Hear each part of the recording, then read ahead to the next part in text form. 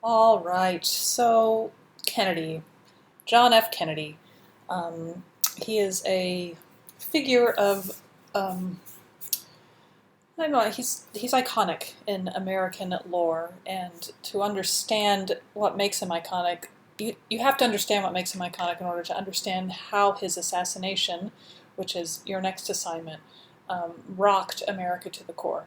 So this is a little slideshow, just background of Kennedy and how he came to be. So you have to remember the age that we're in is the 1950s, and we've talked through it with our Cold War McCarthyism, but also with that new era of prosperity, with the suburbs and the new appliances and the new wealth from these young GIs that came home and got educations and started doing white-collar work. All of these things um, made America very different in the 1950s than it was in the 30s and 40s. So Americans had a lot of hope in this era. They had gotten through the Depression. They had beaten fascism and knocked Hitler, on his rear. That Captain America. We all know about Captain America, right, with Marvel, but he was started during World War II to give Americans hope. And so I think the very first Captain America cover, he's punching Hitler in the jaw. And so Americans were proud of themselves and thought they had punched Hitler in the jaw and they had punched Japan in the jaw, and they are rebuilding the world in the democratic ideal that they were so sure was the right form of government.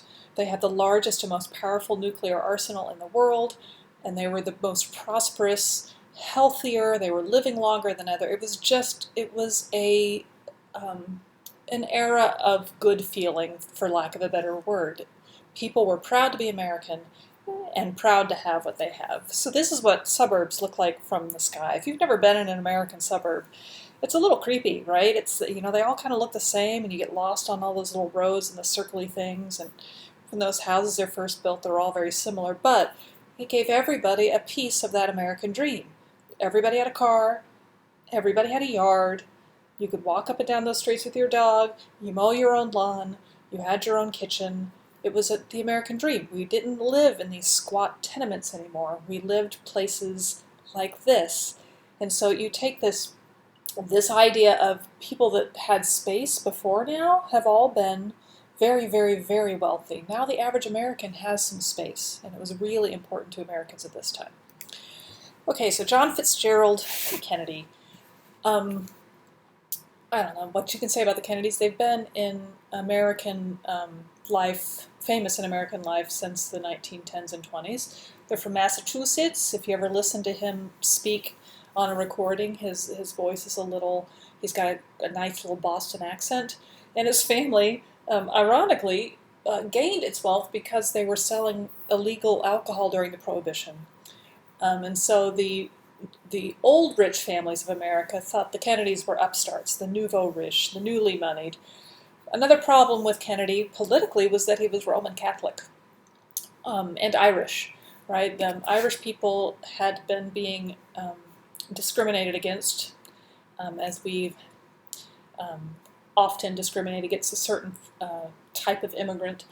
The Irish had been discriminated against, and Roman Catholics. Like you think of your world history and all the conflict between Protestants and Roman Catholics, and then you think of our early U.S. history about how America is mostly a Protestant nation, that Puritan ideal, but there were little pockets of Roman Catholicism. And the worry that a lot of Protestants had about John F. Kennedy was that if he was Roman Catholic, he was not going to be loyal to the Constitution, he was going to be loyal to the Pope. And they did not want the Pope running America. So that was a real big fear for a lot of Protestant Americans, and most people didn't think it was possible that he would ever get the presidency because he was Irish and because he was Roman Catholic.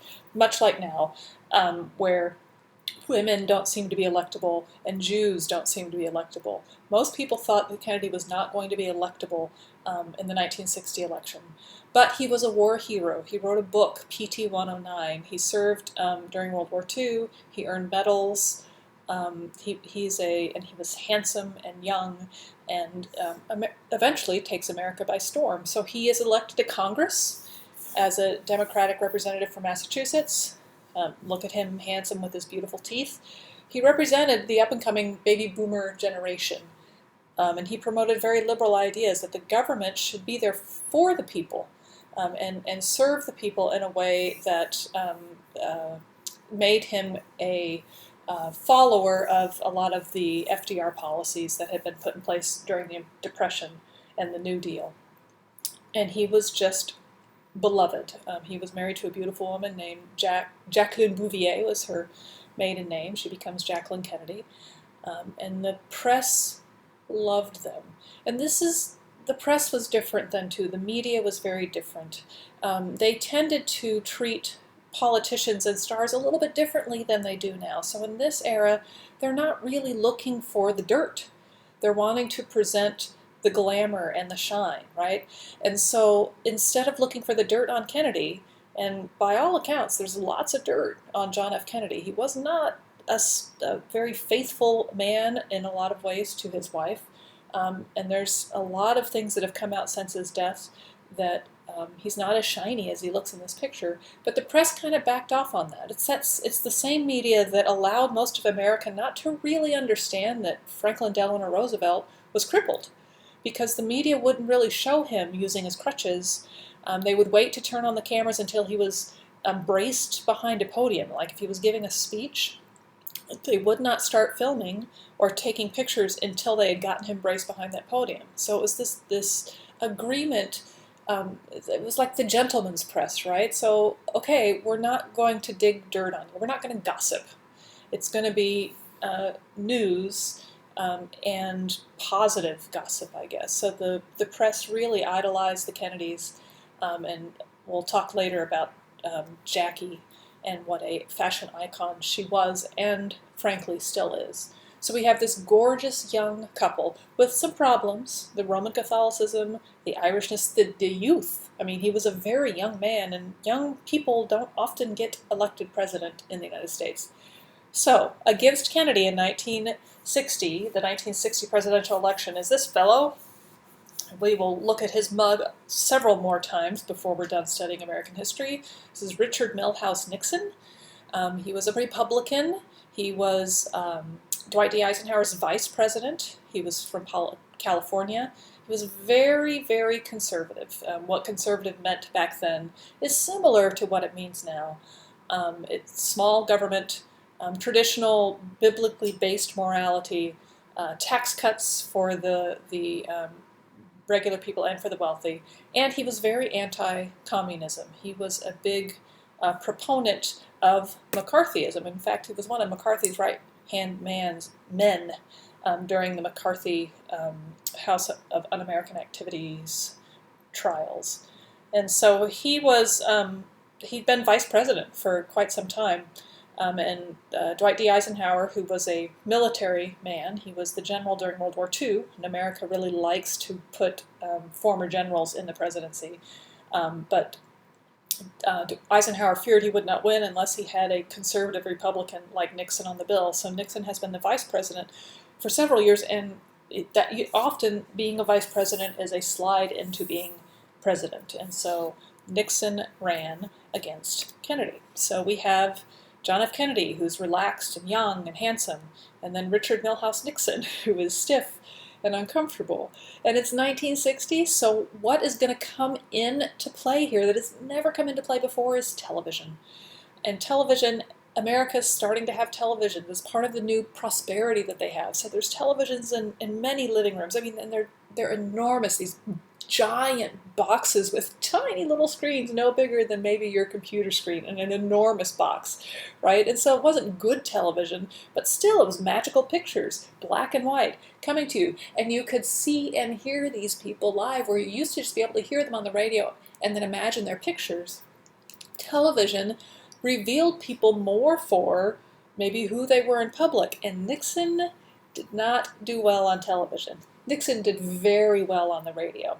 On the radio, JFK was not effective. His voice was a little too weird. His accent was strange. He seemed less experienced. He seemed a little lost on the radio. And Nixon was very, very confident on the radio. He was more experienced with the issues. He had all of that governmental experience to fall back on. But on TV, Nixon lost. He looked sweaty and uncomfortable and awkward.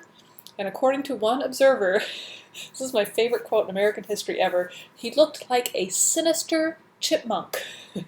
I hope you know what a chipmunk is. If you don't know what a chipmunk is, pause the video right now and go look it up, right? Because it's the perfect description of Richard Nixon's facial being. And JFK looked relaxed and poised and affable and handsome and charismatic. And so it changed America. And that night, that was like the turning point in America where image becomes more important than words. And that has really affected a lot of political abilities lately. I mean, you can't get elected to be any kind of politician in America unless you're good looking and you can talk really well on the radio and on the TV. Okay, so this is America watching the debates and with their giant box. And the screen on that giant box literally is probably smaller than your laptop screen. So JFK is winning the debates, but he's still got the problem that he's Irish and Roman Catholic, and how the heck is he going to get elected? So we come to the African American vote, and African Americans are able to vote. This is during the civil rights. We'll get into more of the civil rights later in this unit. So civil rights is just starting to kick off, but African Americans do have the right to vote, and they mostly live in the South. And so Martin Luther King Jr. was arrested in 1960 for a sit-in, and Nixon took no public position, but John F. Kennedy telephoned Coretta Scott King, MLK's wife, and expressed his sympathy. And then John F. Kennedy's brother, Bobby Kennedy, who is often abbreviated as RFK, Bobby Kennedy, who was a lawyer, persuaded the judge who had sentenced King to release him on bail. And so the Kennedys were really involved in getting Martin Luther King Jr. free. And that really was a big deal for the African American community and really brought African American vote out in bulk for Kennedy in 1960. And that happened in October, and the election was in November, so it was a turning point in Kennedy's ability to win this election. So the issues remain the same now, the liberal position versus the conservative position. So Kennedy's liberal position was U.S.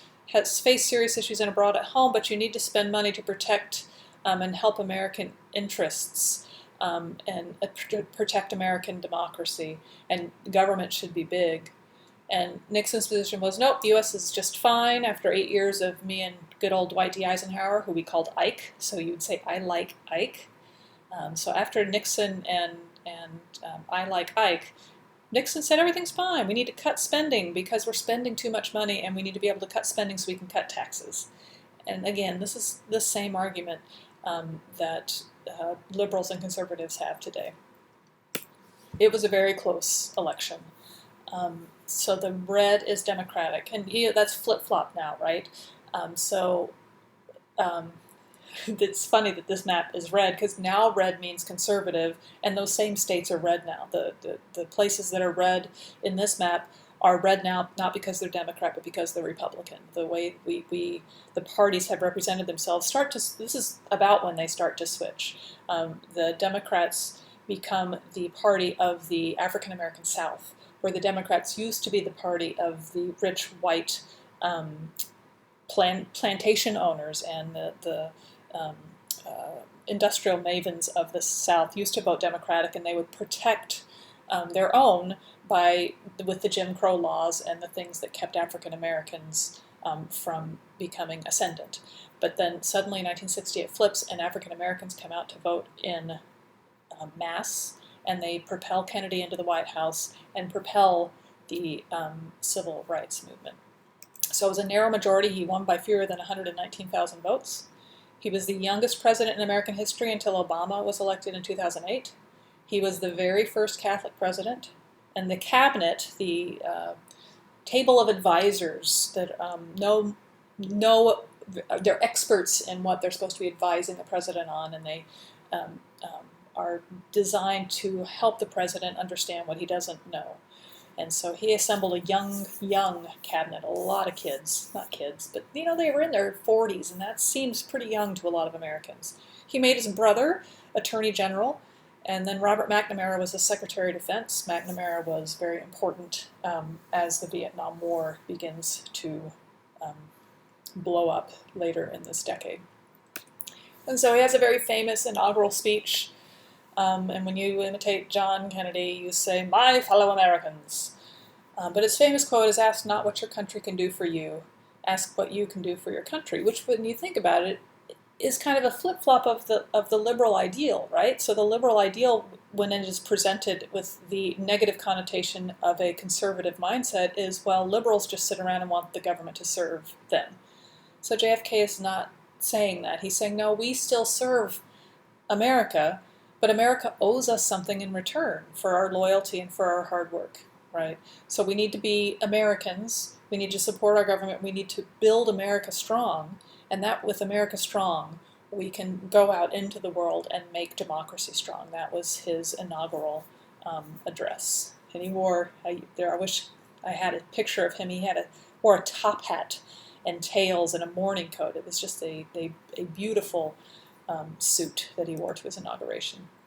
And there he is on the left with his brother, Bobby Kennedy, on the right. We know that JFK is going to get assassinated in 1963, but Robert Kennedy, Bobby Kennedy, was running for office in the late 60s, and he was also assassinated just a couple weeks after Martin Luther King Jr.